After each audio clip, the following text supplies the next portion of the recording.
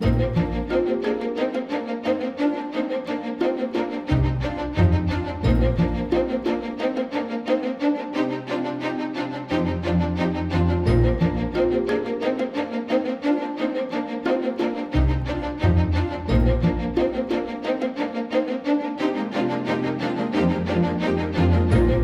mediados de 2014 nacía en la radio de la UNED la serie de programas denominados Vidas Académicas en Ingeniería Industrial, un recorrido por la trayectoria vital, académica e investigadora de los grandes profesores de nuestras escuelas de ingenieros industriales.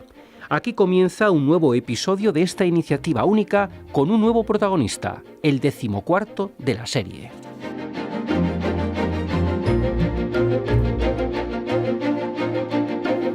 Compartiremos 2 programas con Francisco Aparicio Izquierdo, catedrático emérito de la Universidad Politécnica de Madrid, un auténtico referente en el ámbito del transporte, ingeniería de vehículos, investigación de accidentes, seguridad e impacto ambiental. No en vano, fue el fundador y director durante más de 20 años del prestigioso INSIA, Instituto Universitario del Automóvil de la Universidad Politécnica, centro del que ahora es presidente.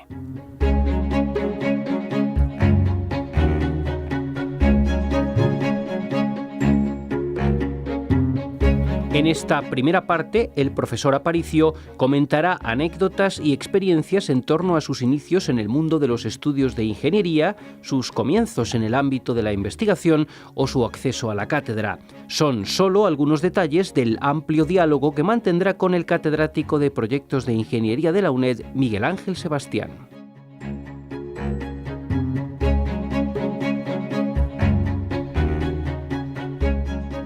Muchas gracias, profesor Aparicio, por su amabilidad en atender la invitación formulada por el programa Vidas Académicas en Ingeniería Industrial de la Escuela Técnica Superior de Ingenieros Industriales de la UNED. Para nosotros es una suerte poder contar con un profesional académico de su categoría. El profesor Aparicio tiene una amplia y dilatada trayectoria académica, tecnológica y como gestor universitario y de I+D+I. Su alma mater es la Universidad Politécnica de Madrid, universidad en la que ha venido vinculado durante más de 40 años, aunque también ha prestado sus servicios en la Escuela Industrial de la Universidad de Sevilla como catedrático del Grupo 24 Tecnología Mecánica. Ya dentro de la UPM hay que relacionarle forzosamente con la actualmente denominada Escuela Técnica Superior de Ingeniería y Diseño Industrial, con el Instituto de Ciencias de la Educación, o ICE de la UPM, con la Escuela Técnica Superior de Ingenieros Industriales, como catedrático de transporte desde 1982 hasta 2015, y en la actualidad es profesor emérito en dicha escuela, y con el Instituto Universitario de Investigación del Automóvil, INSIA, del que ha sido su fundador, director durante 22 años y en la actualidad su presidente. Pero como viene siendo habitual en estos programas, vamos a comenzar por el principio. Profesor Aparicio, muchas gracias de nuevo. No, gracias por haberme invitado a este programa. ¿Puede facilitarnos su trazabilidad académica anterior a su ingreso en los estudios de ingeniería que fueron realizados entre 1962 y 1967? ¿Cuáles fueron sus sensaciones al llegar a unas escuelas técnicas, viniendo de un bachillerato posiblemente en provincias? Sí. No, de un bachillerato de pueblo. Sí. Yo nací en Guadix, en la provincia de Granada, y fui de una generación que aprovechamos los primeros institutos laborales que se crearon. En Guadix se creó uno de ellos. Allí desarrollé el bachillerato laboral elemental. Tenían estos institutos laborales una cualidad que no es nada despreciable, y es que con un año más de bachillerato en lugar de 4 o 5, se producía una iniciación profesional en diferentes ámbitos. Lo mismo que en el bachillerato superior, que ya realicé en el Instituto también laboral, pero en Archidona, provincia de Málaga, porque no había superior en Guadix. Y bueno, pues esa formación me permitió después, incluso ingresar en la Escuela de Peritos Industriales entonces, de la no todavía Universidad Politécnica de Madrid, la de Ronda de Valencia. Y para mí, como para mucha gente de mi generación entonces, realmente, y desde luego de una extracción social más vinculada pues a una persona trabajadora como era mi padre, era ferroviario, realmente el ingresar en una escuela de peritos era una oportunidad vital fantástica, que desde luego yo aprecié desde el primer momento. Y bueno, la sensación es llegar efectivamente de un ámbito de formación de una ciudad pequeña, encontrarte con que el nivel de los estudios de las matemáticas, física, etcétera, superaba muchísimo el que tú habías adquirido. Había ahí una diferencia muy importante y, por tanto, fue de un esfuerzo, el primer año, el selectivo, de un esfuerzo muy extraordinario en el que yo creo que se forjó realmente de forma muy notable, muy importante, pues mi capacidad para el estudio, mi capacidad para afrontar los retos que pudieran luego derivarse. Y en ese acceso a una escuela técnica, algún profesor, alguna manera de enfocar las enseñanzas, alguna anécdota, alguna experiencia digna de comentar. Bueno, sí, desde luego en esta escuela, como pasaba en aquella época en las escuelas de Madrid, pues se concentraba gente bastante buena en las enseñanzas, desde las matemáticas del profesor Marín, que fue un profesor que excelente, con publicaciones, que murió con la tiza en la mano. Uh-huh. Tuvo esa mala suerte. Pero también era una escuela donde se estaba cultivando, a través de un profesor querido por mí, Gregorio Lorenzo, pues se estaba cultivando los temas culturales de una forma paralela. De hecho, yo colaboré mucho en lo que se llamaba el aula de cultura, con actividades de mucho, digamos, de bastante enjundia en temas de música, cine, etcétera. Y realmente las personas los catedráticos y profesores que entonces formaban el claustro de la Escuela de Peritos, pues eran personas, claro, con unas enseñanzas muy orientadas a la práctica, pero de una capacidad extraordinaria. El profesor Corbella en dibujo era excelente. Una anécdota. Don David. Sí, don David. Una anécdota, por ejemplo, es que corría tanto en las clases, nos daba tanta materia, que ya nos pusimos todos de acuerdo de que había que hacerle preguntas para ralentizar. Y después de las primeras clases nadie hacía preguntas. Y nos reunimos, ¿pero qué pasa? Bueno, es que lo entendíamos todo. Curioso. Y como lo entendíamos todo, pues nadie hacía preguntas. O sea, y él seguía avanzando. Iba rápido, claro, pero transparente. Pero excelente. Fue un buen profesor y para mí aquella escuela me empezó marcando. Ahora bien, yo tenía también, o adquirí rápidamente, digamos, planteé como objetivo que no iba solo a estudiar en la Escuela de Peritos y, por tanto, inmediatamente pasé ya a la Escuela Superior de la Castellana. ¿Y había mucha diferencia entre una y otra o eran matices? ¿El nivel era alto en ambas? ¿No? Pues creo que la mayor diferencia estuvo en las básicas. Sí. Yo siempre, porque en aquella época mía empecé por selectivo, uh-huh, del plan 64, claro. Porque realmente solo tenía convalidadas unas cuantas asignaturas, pues dibujo, topografía, nada, en realidad muy poco. Y volví a empezar otra vez con las matemáticas, uh-huh, con la física, etcétera. Luego a las tecnologías. Claro, yo inmediatamente empecé ya a dar clase en ingeniería técnica, con lo cual para mí la mayor diferencia en las escuelas estuvo en lo que podría ser el primer ciclo, claro, en las básicas. Luego ya en las tecnologías no, incluso en alguna podría decirse que casi había estudiado más, aprendido más en la Escuela de Peritos que en la superior. Pues sí. Eso es excepcional, por supuesto, pero en alguna ocurrió.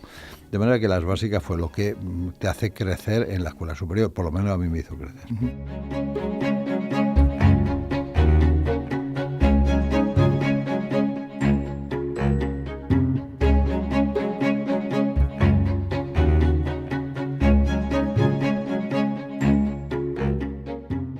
Y la parte final de los estudios, tanto de una titulación como de otra, el proyecto fin de carrera, alguna práctica en empresa, o en aquella época no estaba desarrollado. En aquella época no era nada habitual. Lo que pasa es que yo estudié la primera carrera con becas y en la segunda empecé a dar clase inmediatamente en la Escuela de Ingeniería Técnica. De tal forma que en 2 o 3 años fui encargado de la cátedra de máquinas. Uh-huh. Allí expliqué resistencia a materiales, tecnología mecánica, uh-huh, y cuando estaba estudiando quinto de la escuela superior, uh-huh, se convocaron por última vez unas cátedras para catedrático de la Escuela de Peritos, en las cuales se podía concurrir con el propio título de peritos. Uh-huh. Yo concurrí a la cátedra precisamente de máquinas y mecanismos, bueno, más que nada por hacer un entrenamiento para ediciones, pero obtuve la cátedra, uh-huh, cuando estaba estudiando quinto en la superior. y yo tenía entonces 25 años. Con lo cual, ya a partir de ahí me quedé encauzado en la enseñanza. Su vida académica es un presente continuo, ¿no? Claro, porque yo no pensaba dedicarme a la academia, que pensaba, como todos los que hacemos ingeniería, o casi todos, pues todos queremos acabar en el departamento de investigación de Ferrari, ¿no? En aquel momento investigación no, pero la industria, e incluso tuve algunas ofertas de algunas empresas notables, ¿no?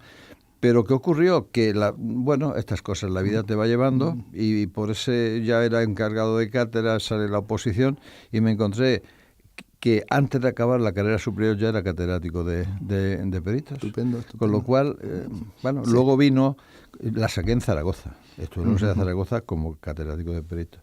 Desde allí quería hacer el doctorado, obviamente, porque ya que me había encauzado, y esto es lo que hizo que me trasladase en comisión de servicio al Instituto de Ciencias de la Educación, porque hubo una oportunidad a Madrid para hacer el doctorado y poder seguir el cauce académico. Y eso era la siguiente pregunta. Su inicio en la investigación, ya resuelto un poco el tema de profesionalización docente, el inicio de la investigación, la tesis, las primeras publicaciones o trabajos. Por lo mismo, por esto la vida te va llevando a veces. Yo primero llegué al Instituto de Ciencias de la Educación por la necesidad o por el deseo de venirme a hacer el doctorado en la Escuela de Madrid. Pero me dediqué muchísimo durante 8 años a la ciencia de la educación, a crear programas de formación de profesores, de directores de centros. Fue para mí muy fecundo aquello, y tuve que hacer la tesis en paralelo, lo cual me llevó algunos años más de la cuenta, pero la tesis la hice bajo la dirección del profesor Escala, bien conocido para los más veteranos de nuestra ingeniería.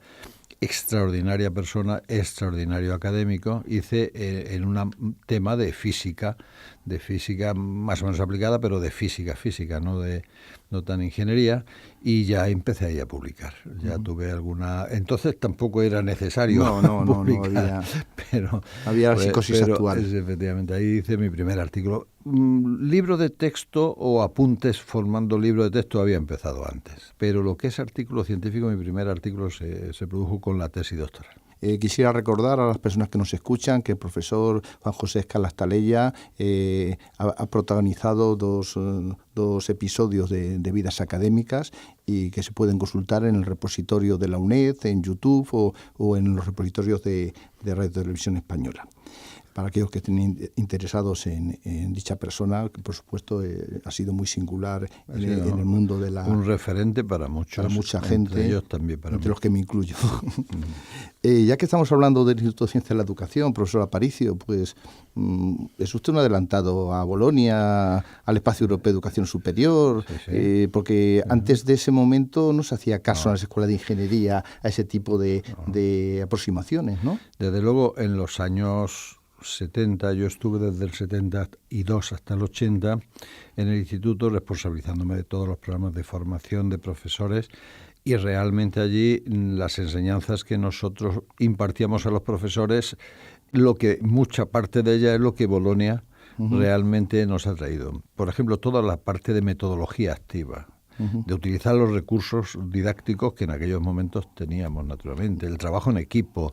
Todo esto era programas normales de los miles de profesores que en aquel momento pasaron por el Instituto de Ciencias de la Educación de la Universidad Politécnica de Madrid, que también fue un instituto de referencia entre los de Ciencias de la Educación. Sí. Yo personalmente todavía me acuerdo del famoso curso que te grababan en circuito cerrado de Televisión Española para ver cómo exponías una lección, ¿no? La microenseñanza, que cuando yo llegué en el año 72 al instituto, pues resulta que estaba muy de moda una técnica de microenseñanza en la cual pues se grababa efectivamente como microlecciones que se orientaban a desarrollar habilidades, las skills, habilidades concretas, pues de presentar los temas, de formular las preguntas, de desarrollar, de sacar conclusiones. Eran como 10 o 12 habilidades específicas de la docencia. En este caso era más expositiva, y eso efectivamente, aparte de tener una cierta teoría, se practicaba grabando esas microclases en circuito cerrado. Pues el circuito cerrado que compramos, que eran unos armatostes terribles en aquel momento, y nuestra furgoneta paseó toda España dando cursos en toda España, incluyendo las Islas Canarias, por ejemplo. Ahí yo creo en los locales en Conde de Siquena era por ahí, sí, ¿no? ahí estuvimos una serie de años. Luego se trasladó a los locales de la Escuela de Ingenieros de Caminos, pero durante casi todos los años que yo fui director adjunto fue en Conde de Siquena.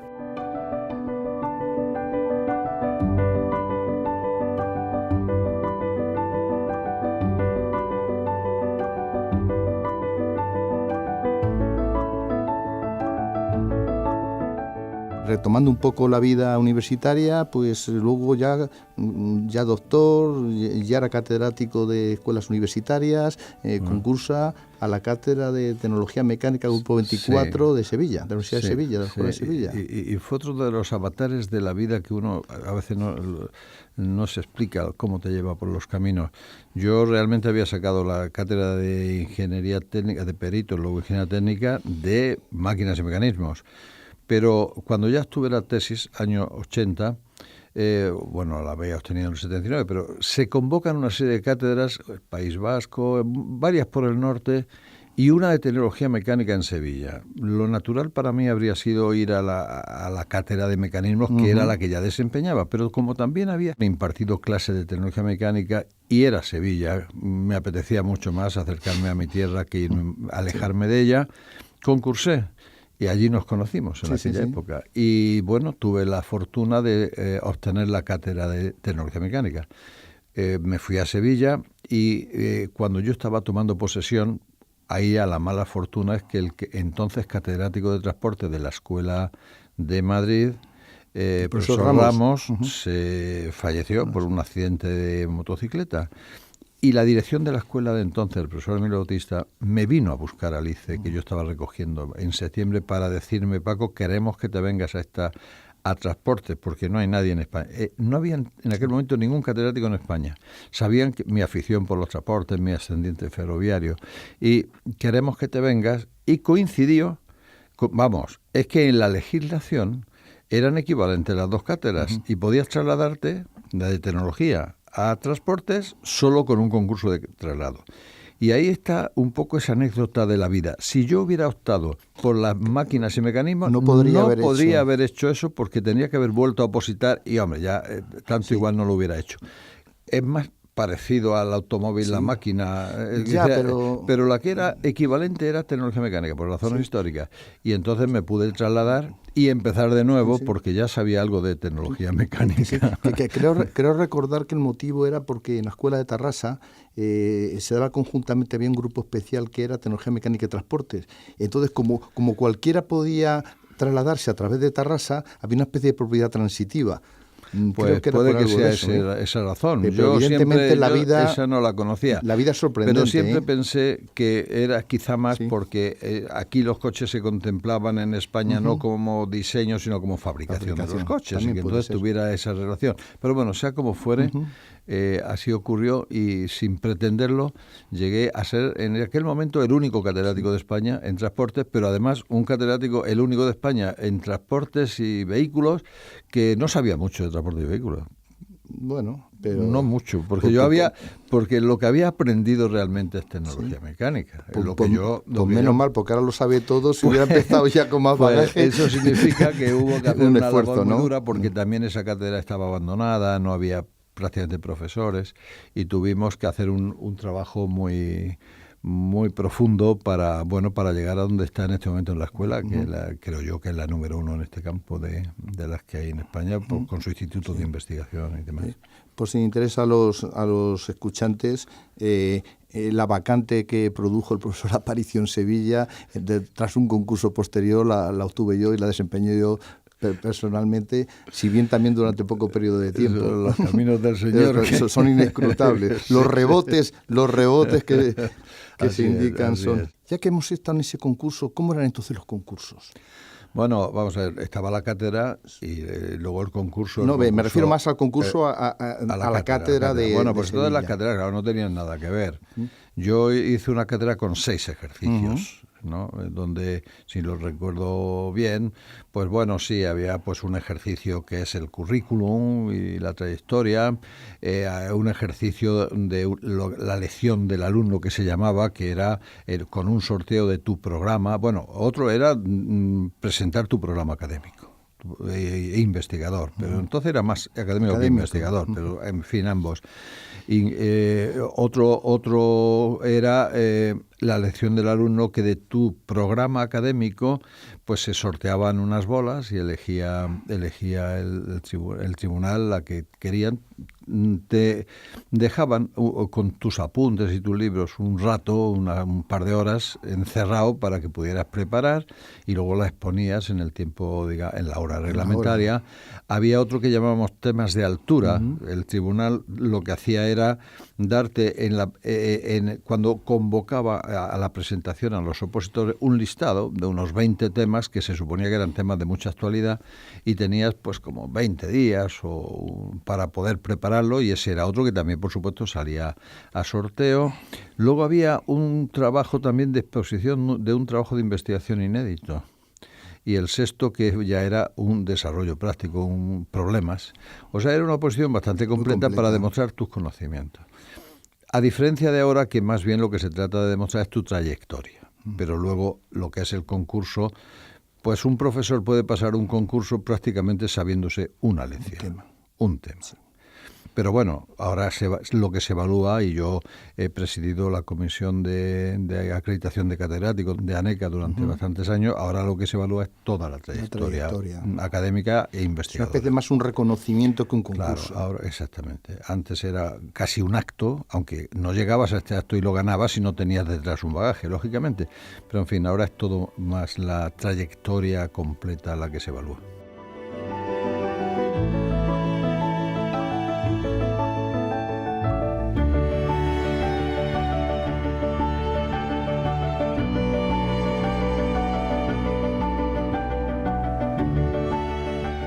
La Escuela de Ingeniería Técnica Industrial, la Escuela de Sevilla, la Escuela de Zaragoza, aunque menos tiempo ha estado allí prácticamente, la Escuela de Industriales de Madrid, no sé, algún elemento diferenciador entre una y otra.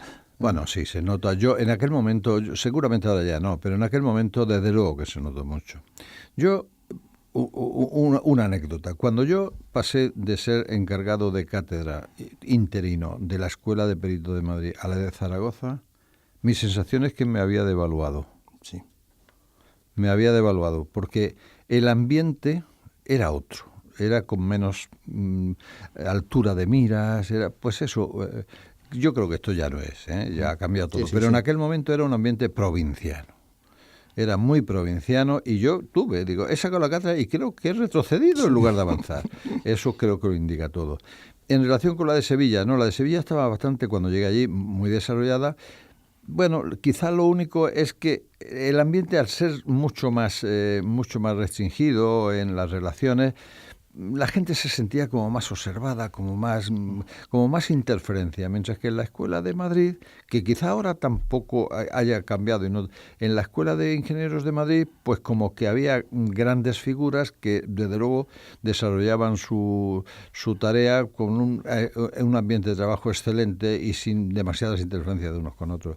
Esos son los aspectos más fundamentales, que yo diría, el clima humano, más que otra cosa, aparte de buenos niveles. Y el nivel científico. Hombre, en la Escuela de Sevilla había un bastante buen nivel, aunque había pocos catedráticos, pero los que pusieron allí las piedras en la Escuela de Sevilla era gente muy buena, Aracil y demás. Que la Escuela de Sevilla, hay que recordar que nació de una manera singular, porque fue un plan piloto de la OCDE, del Banco Mundial. Banco Mundial, y al principio estaba fuera de la estructura del Ministerio de Educación, y fichó, valga la palabra, a personalidades importantes.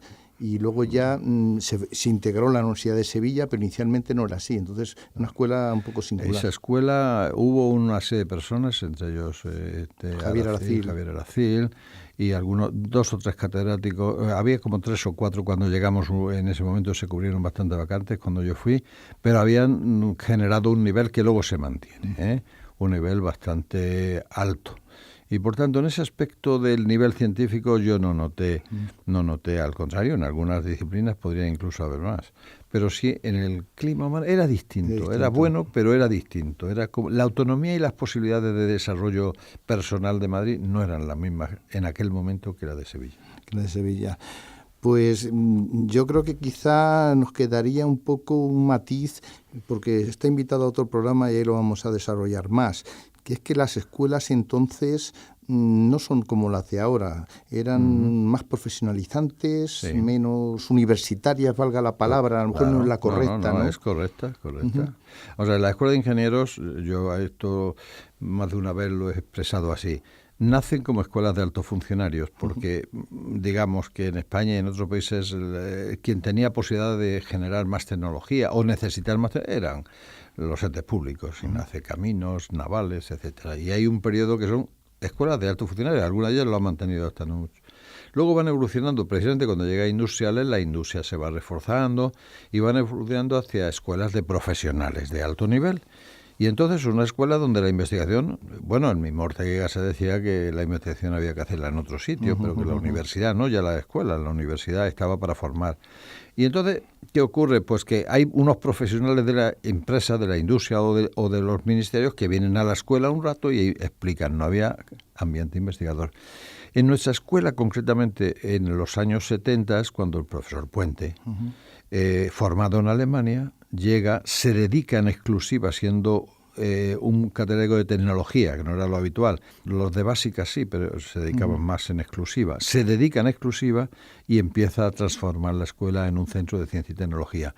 Y esto es lo que ahora ya es lo común en todas las universidades y escuelas, pero en aquel momento no, en aquel momento eran más escuelas de profesionales. Pues muchas gracias, profesor Aparicio, por esta primera entrevista de la serie Vidas Académicas en Ingeniería Industrial, en el que hemos partido de sus inicios a la Escuela de Madrid, a este punto de inflexión que han tenido nuestros centros universitarios, y le emplazamos a otra entrevista para seguir continuando con su vida académica. Pues con mucho gusto y muchas gracias. Muchas gracias.